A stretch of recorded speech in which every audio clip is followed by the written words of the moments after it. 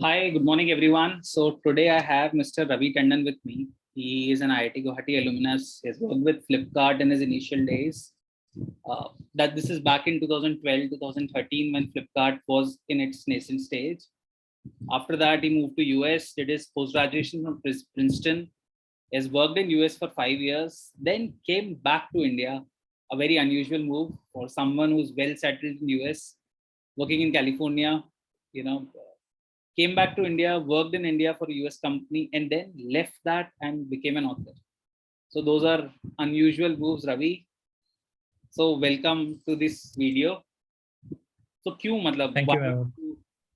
मतलब I see a lot of unusual movement there. Can you quickly run us through, what did you do and why did you do that? Yeah, definitely.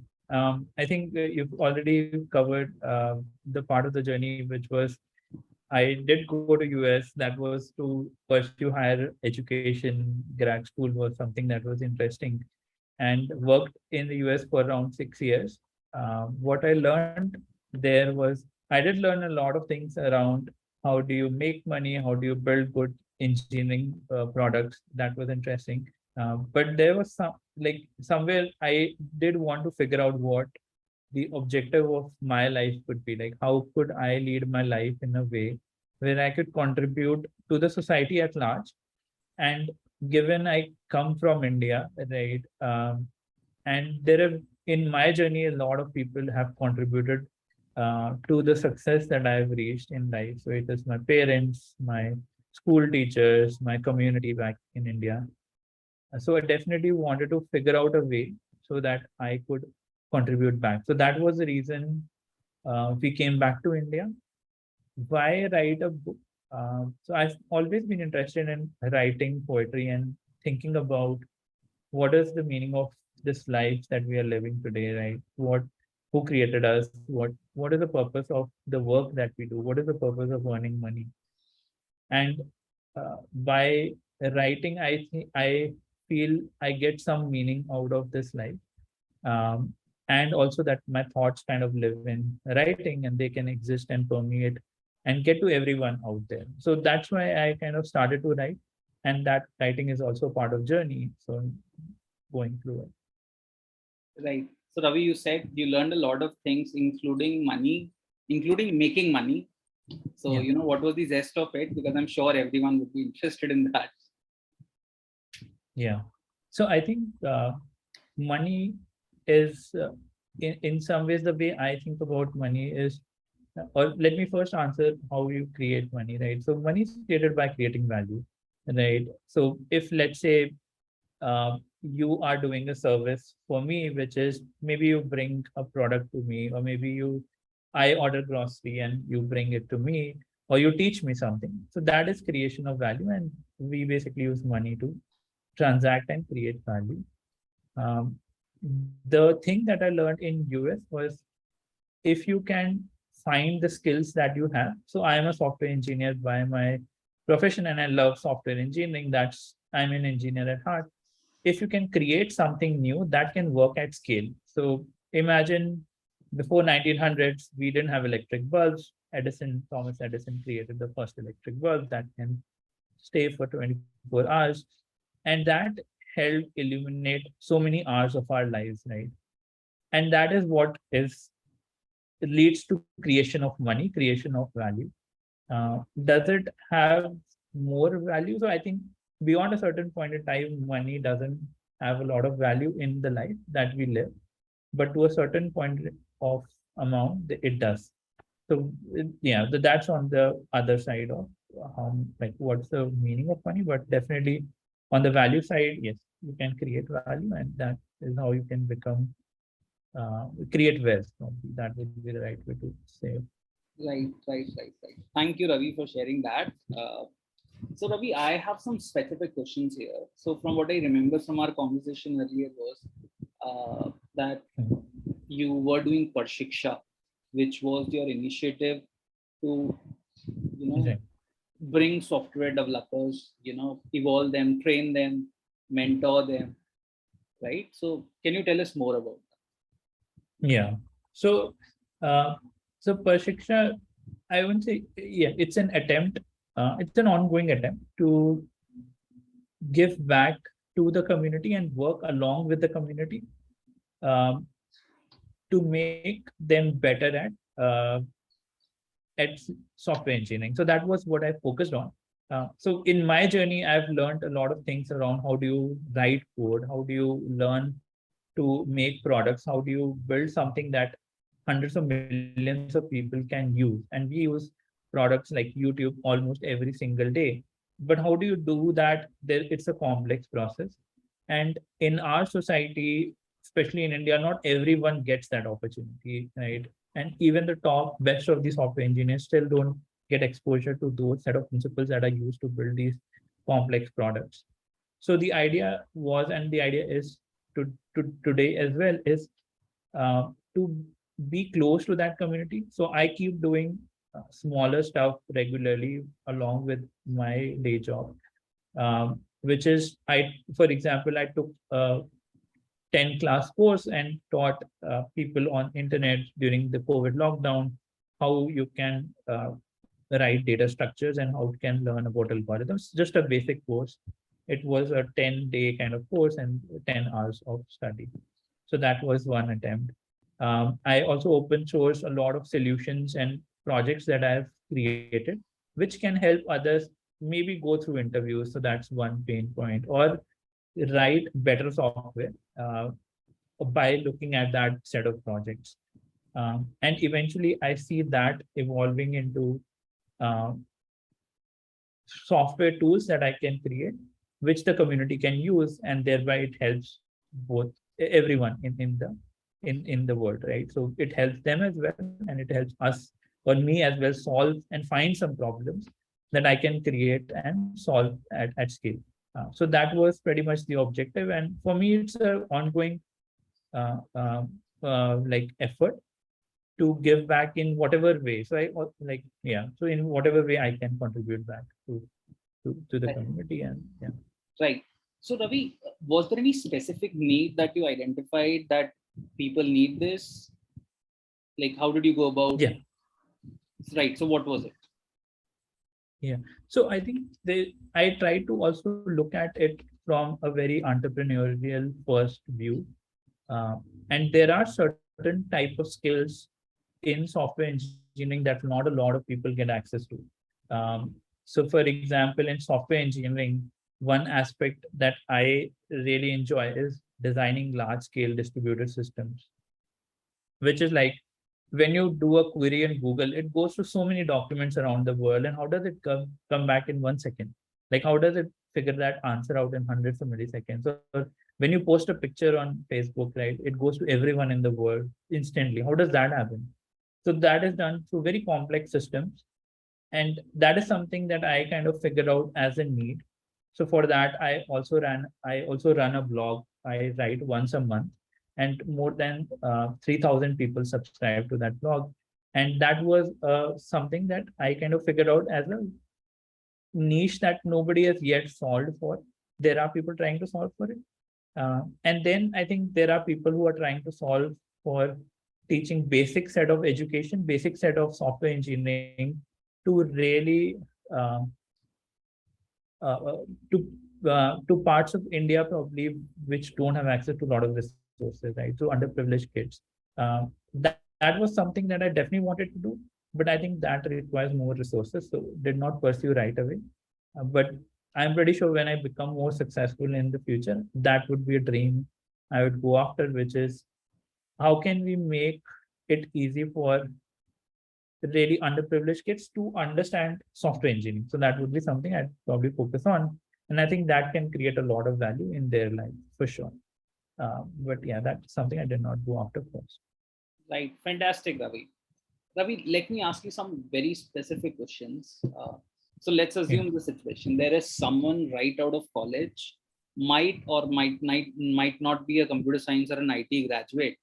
If this person wants to build a career in IT or software development, how can, what's the best possible path or path of least resistance or the easiest way for this person to make a mark?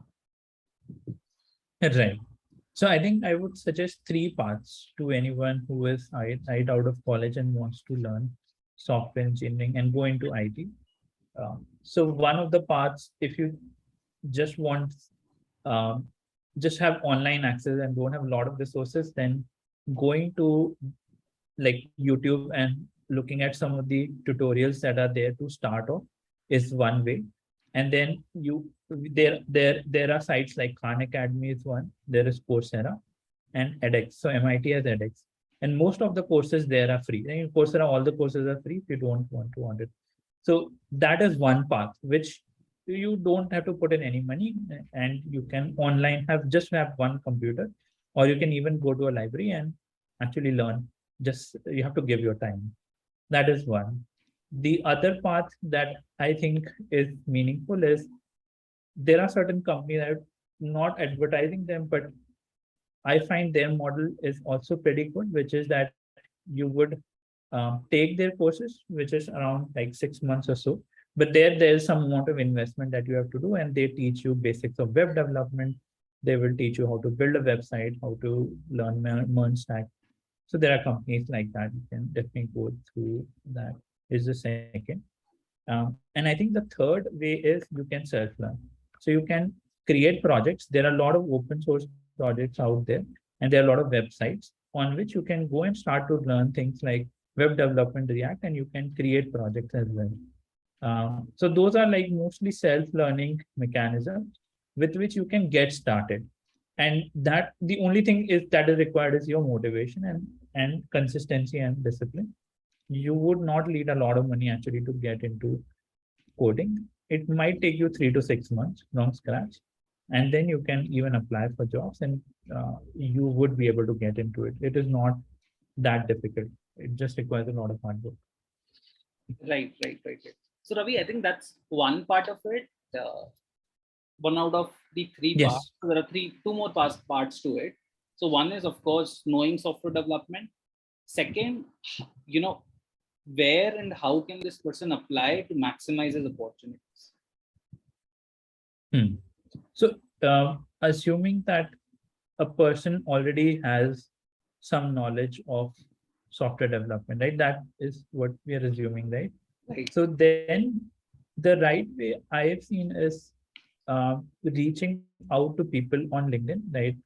Which is, let's say, if you have self-learn, then reaching out to startups is a good way to get started.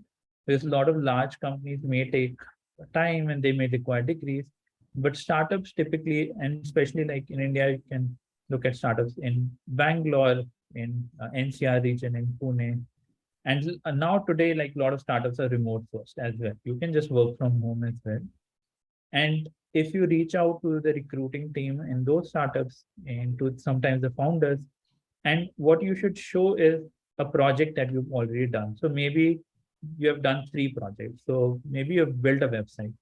If that is available online, you can put it on GitHub as well. If that is available online, then the probability that you get a call for an interview increases. And you may have to hit like hundreds of people. So it's not going to be that you send one message and you will get a reply. You may have to hit hundreds of people. But that is one way to get started. If you don't have anyone in your network, then LinkedIn is one way to cold reach out. And then in IT and software, people are very open to interviewing even without degrees, as long as you have the skills. And we can talk about interview prep as well, as to what is required exactly for interview prep. That is something can dig into it as well. Right. So that's the third part of my question. So let's assume that this person has learned the basics of software development, reached out to people on LinkedIn. Now comes the interview part. What are some things that this person should be wary of? If there are any, tips or tips that you would want to share, how this person should prepare, if you could take that. Yeah. So for a lot of startups, they typically look at 2 parts, which is data structures and algorithms. And for those in the best sites are, so there's Geeks for Geeks, which has a really good set of, everything is online free. So they don't have to do anything. They have a lot of set of problems and have blogs on which you can go and read those problems and solve them. You can also use Lead Code. So Lead Code is has some payment as well, but they have free problems as well that you can do. And most of the people in US and in India, they basically use lead code to prepare. So that's for certain set of startups, they basically look at data structures and algorithms. And other things that you have to basically be brush up on is your basics. So some of the basics that companies ask is they can be in operating systems, they can be in networks. So you will have to either take a part of that course or maybe uh, go through some basics of those like courses as well. So typically some of the companies do ask those.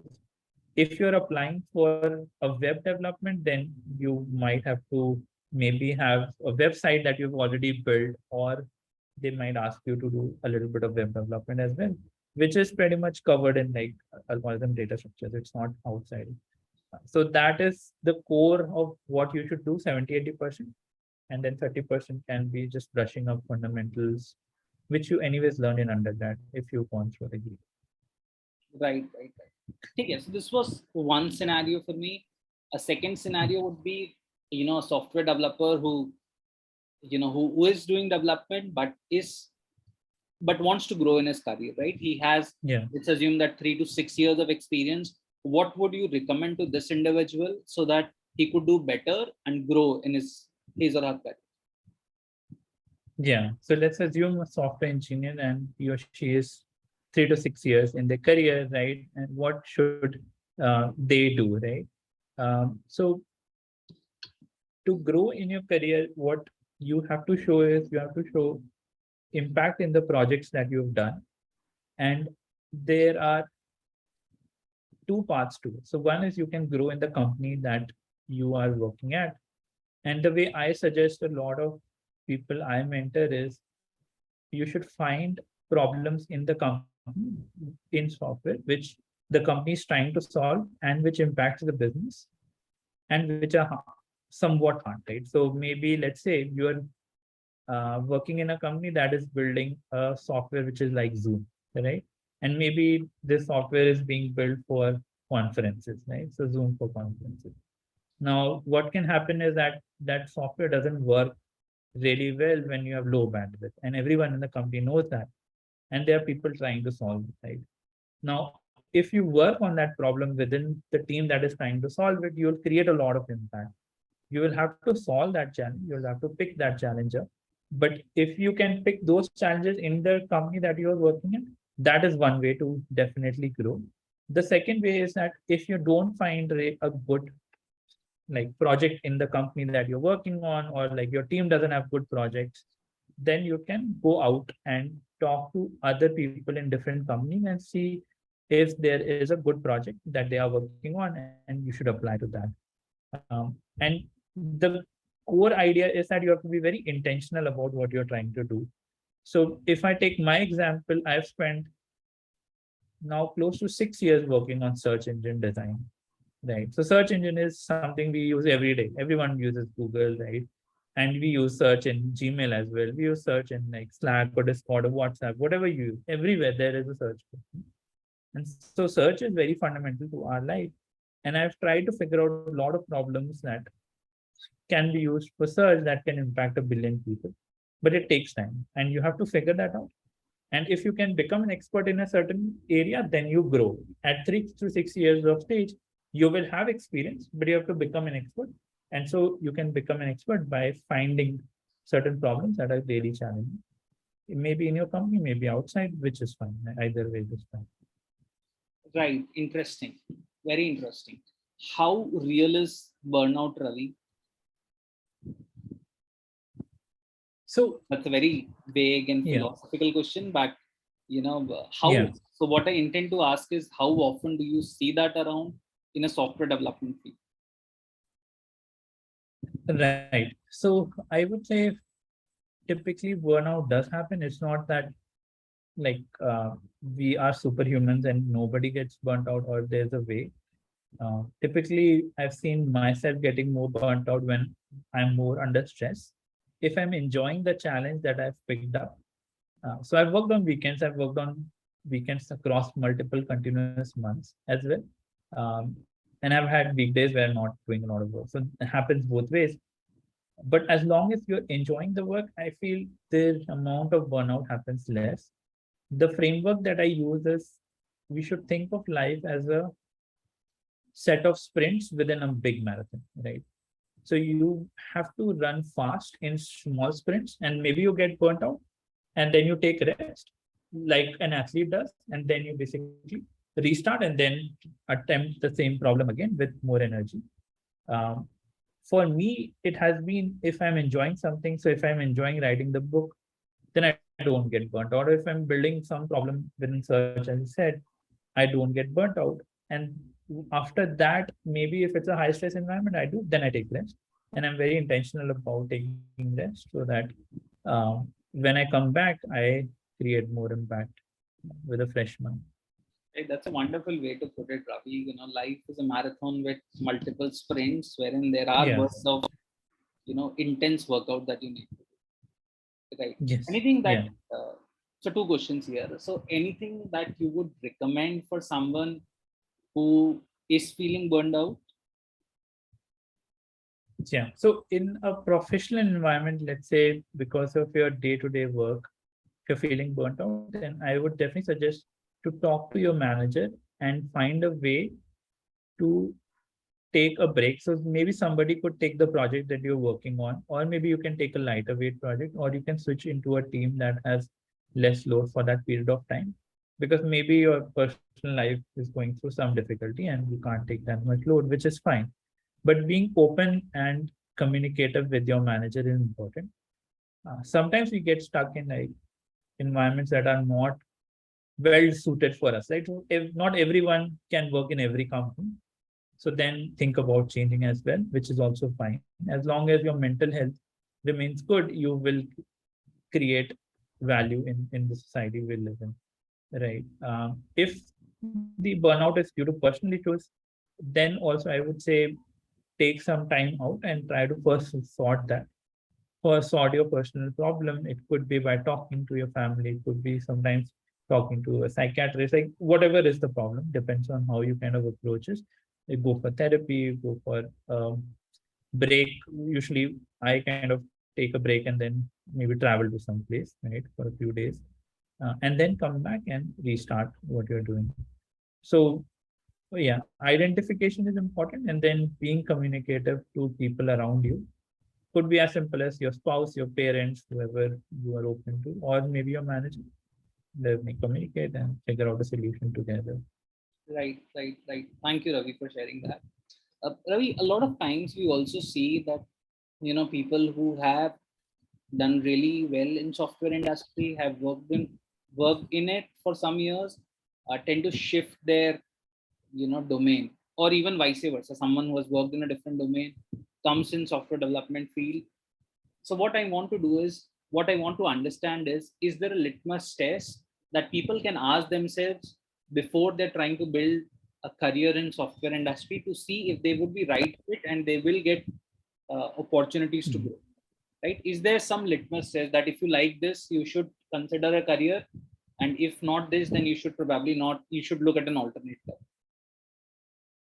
Is there a framework Right. that you have that people can use to objectively evaluate how, you talked about fitment, so how good a fit that would be? Right. Right.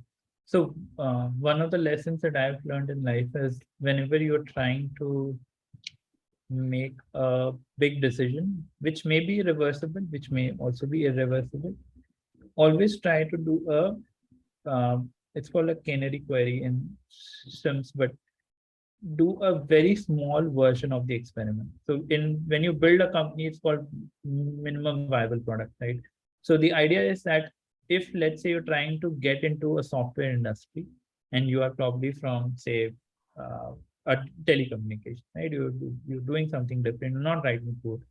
What you can do is remain in your job, don't just jump the gun and try to do a project. So you what you can do is you can go online, learn a language and try to create a project and see if you can stick with that for 3 months, right? So what that gives you, it gives you some signal of whether you would enjoy it or not. it bounds the risk that you have, right? So you have not given up your job. So your risk is bounded from lower end. So basically, you're not, even if you don't like it, what happens? You still remain in the same job. But the upside is unbounded, because now if you know that this is something that you like, then you figure out a new career which you may grow exponentially, because maybe tech is what really. So the idea is try to do, and I've made this mistake in my past. I've tried to do experiments where I just give up everything, which is a different way of thinking about it, and then go fully into it. But the problem is that the downsides are not unbounded, and then you get into trouble. So people who are later in their career, for them, this makes a lot of sense. If you're 21 or 18 and you're just starting out, then I typically suggest, and what I have done as well, is experiment. Don't worry about too much, because what can happen? You'd probably lose a few years of your life, but you would be enriched by that experience that you gain, which a lot of your peers will not have that experience. And typically, the successes that you get are more a function of your experience and the network that you create than just uh, following the well-trodden path. So I would say early on, it's okay to experiment and jump a bit around. But as you grow older, it makes sense to do these minimum viable experiments, right? And then figure out the path and strategies around it, which you can do. I don't think so. You cannot do that in any delta Right, that you take. right. So Ravi, I see a lot of depth in this conversation when you talk about running career through experiments. It's okay to take a break. You at the start of this conversation, you also talked about giving back to the society. Yeah. So tell us more about that side of yours, as in how do you, Yeah. right? Why do you think about giving back to the society? What are the inherent motivations, and Yeah. how do you enjoy it so much? That's what the sense that I got. But if you could tell us more about it. Yeah. So I try to look at my core motivations. One of the frameworks that I very heavily use in my life, and kind of use it once every week at least, is, and this was also the idea that I think comes from Buddhism, and also one of the speeches that Steve Jobs gave at Stanford, which is the mortality framework, right? Which is, imagine the day you are going to die, right? And it may come out as a little dark, but let's go with it. I want to imagine that day as, and look back at my life in a way where I have left the world a better place than I found it from my ancestors, right? So we'll have kids, we'll have multiple generations that come after me. And I'm sure I'll not take the money that I have, not end up taking the cars that I would have in my life, the houses that I'll own. But I'll definitely be able to influence people with the ideas that I have and the experiences that they can. And no problem in front of that, of death stands, right? So even if, let's say, somebody rejects you in an interview, or somebody just says, oh, your project is crappy and your life is, you're not really creating, making a lot of sense when you give this speech. Everything in front of, or any failure in front of death comes to a standstill, and nothing beats it, right? And to me, that gives a lot of sense of purpose in life, and it also gives me a lot of strength. कि वो इससे बुरा क्या हो सकता है? What can go worse than it? Nothing worse can happen, right? And that brings me back to the idea that how can I contribute to the world in the best possible way, with the efforts that I can put in, helps me reinforce it. I think that's been my core motivation, looking at the world from a very temporal lens, that the world and everything around is very temporary. That comes from Buddhism. I've deeply read, or have a lot of regard for the way Buddhism talks about it, and I've tried to imbibe it. So whenever I've run through some loss, and um, maybe years lost or money lost, basically think about, I'm not going to take it, and everything around me is just a passing moment, right? So that, and from that, my kind of ideas stem. So coming back to India was pretty much one of the things that we did. Building a company, which I'm trying to do next, is one of the things that stems from it. Like, what can go wrong? Maybe the company just goes to zero. I can always restart. Uh, One day, like, things will come to an end for sure. In the long run, we are all dead. So that helps me be very grounded and think big and not worry about taking risks. But I try to be systematic about the risk as well. So that's a different part. So just unfazed, unthought risks are not good. You have to be systematic. Right. That's very refreshingly simple way to put it. That, you talked about Steve Jobs' speech at Stanford and visualizing that, this is your last day. What would you would have wanted to achieve? That's a very, simple way to put it. Fantastic. So Ravi, you have also recently wrote a book, Be Buddha. Right. Right. So can you tell us more about it? As in, first, let's look at why did you write this book? Well, I can understand that you've been so inspired by Buddhism. You said that you want to imbibe the values from there to your life, and I'm sure this book is an amalgam of what you think. Yes. Right. So more about so the idea I was trying to understand was that if you look at Siddhartha Gautam's life or Buddha's life, or look at some of the best entrepreneurs, inventors of our time. Let's look at Buddha's life. So he was a prince. He had a lot of wealth at his disposal, a lot of power at his disposal.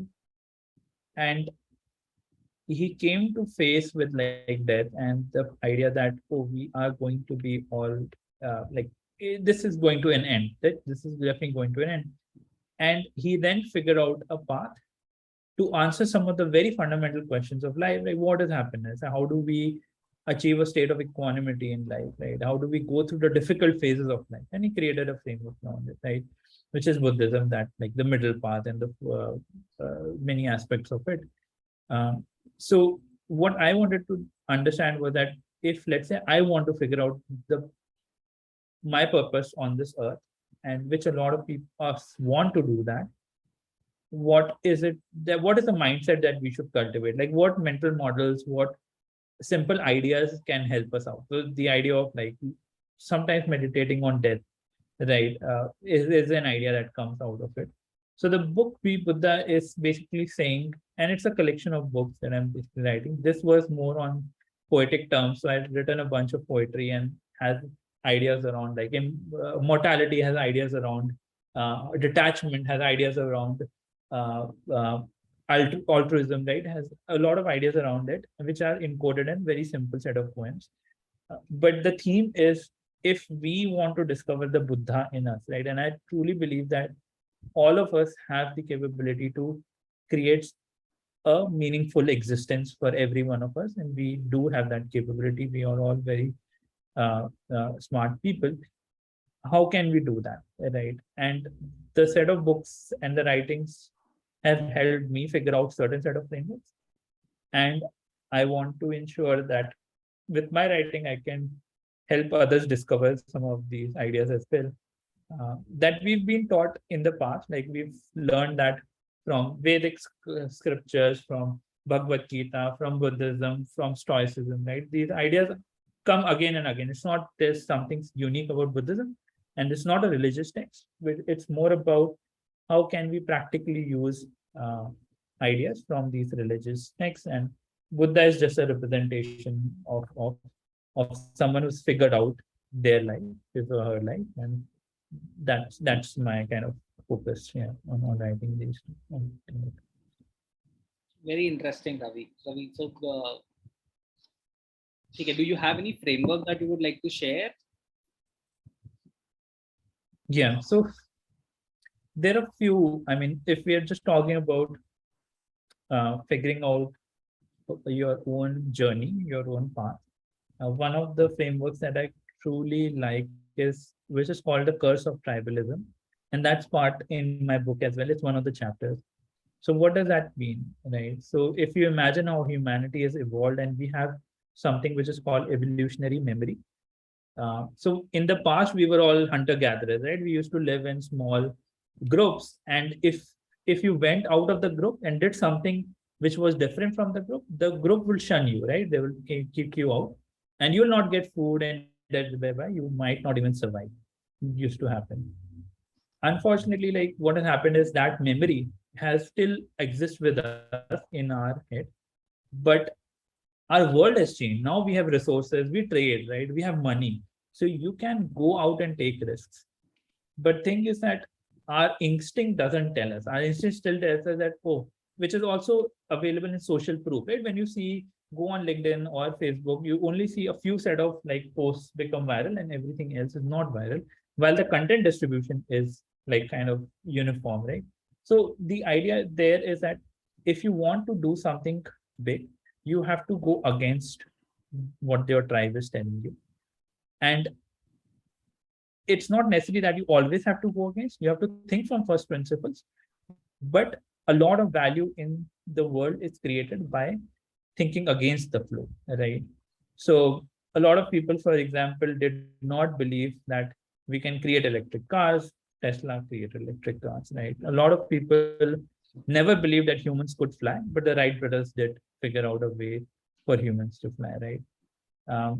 A lot of people said that in physics, we just believe that you can never.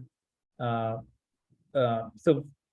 Pretty much like quantum physics was usually like nobody, even after it was discovered, people never believed it's going to be the nature of reality, but we did. So pretty much like idea is that to be an entrepreneur, a scientist creates immense value.